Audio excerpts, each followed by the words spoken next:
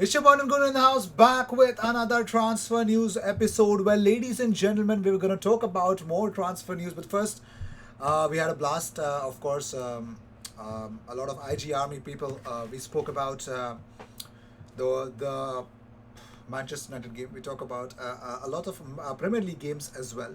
It was fun while it lasted. I think would want to do this segment more.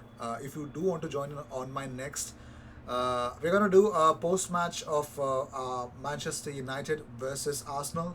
It's gonna be a little early. I've not decided the time, but let me decide it after the game. I'm pretty much sure I'll be announcing it, or rather, I'll be scheduling it very soon.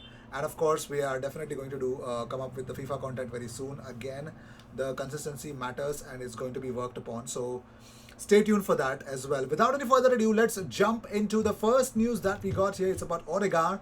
So according to a source, Odegaard decided a few weeks ago that his situation at Real Madrid could not continue any longer.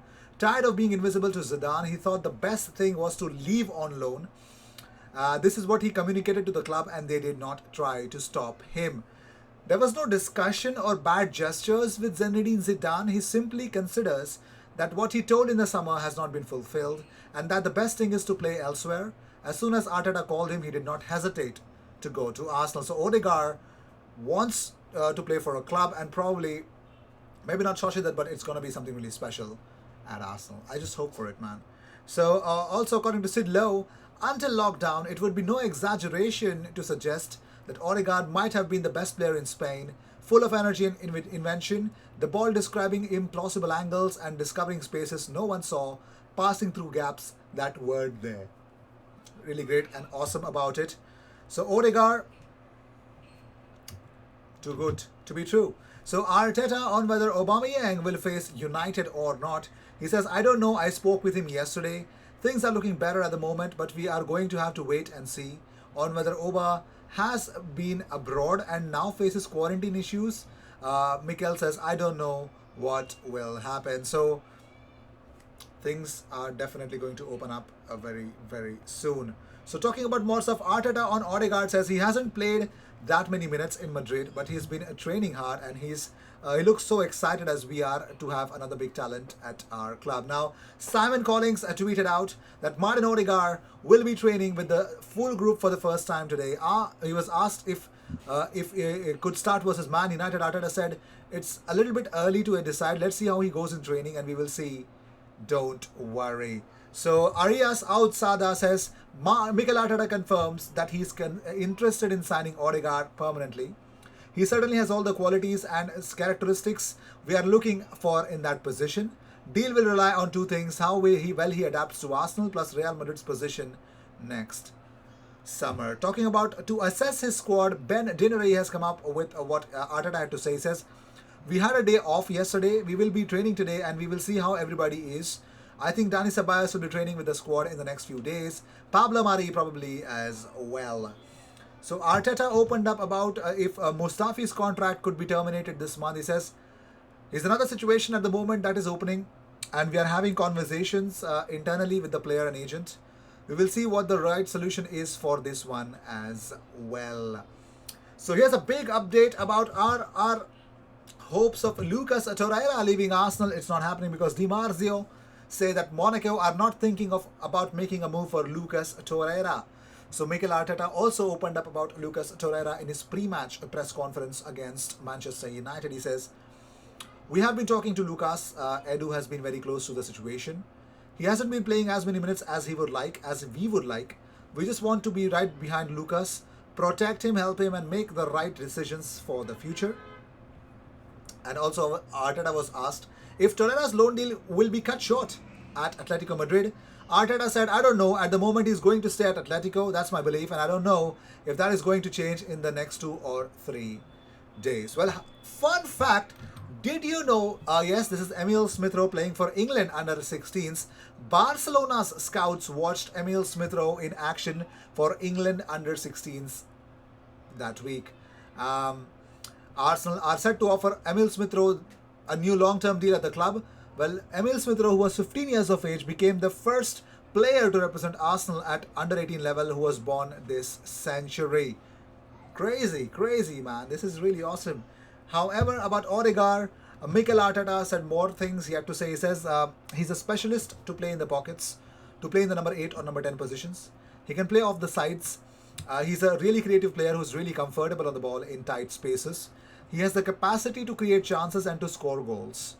Something that he has improved a lot in his work rate without the ball as well. So it's another option to give us more creativity for sure in the final third and give us more options to set up in different ways against certain teams. He's a player we followed for some time and we believe he's got some special qualities that we need. He hasn't played many minutes in Madrid, but he's been training hard and he looks so excited as we are to have another big talent at a club. Martin is Martin, and I think in the last few seasons he's progressed and developed in the right way. I have followed him very closely because he played for Real Sociedad, which is my hometown. He needs a little time, but I think he's got the qualities to be a success for us. Well, did you know another fun fact that David Luiz has played the most Premier League minutes of any outfielder yet to be dribbled past this season? He's played 750 minutes and has not been dribbled past yet. But I mean, of course, Sheffield United player might have done, could have done it. He took a card for it. No, he did not get a card. Okay, whatever. So the Mirror say Maitland-Niles is ready to go out on loan this month to bolster his chances of making England's Euros squad. It looks like Fofty ain't having a very good day at Arsenal anymore. Yeah, Fofty wants first team action. Fofty wants game time because he wants to represent his country. Not wrong, nothing wrong in that. So, however, James Benge tweets out that Dejan Iliev has returned to Arsenal from his loan at Shrewsbury a few days before the deal was officially due to end. He played 3 games for Shrewsbury, keeping 1 clean sheet. Does not make any sense. Like, if you're a keeper and you just play 3 games, should go somewhere else where he's more valued. Yeah, away from Arsenal anyways. So Reece Nelson could quit Arsenal to get more game time on loan after missing out on Mikel Arteta's squad in the last 2 matchday squads. So Mikel Arteta has opened up about it.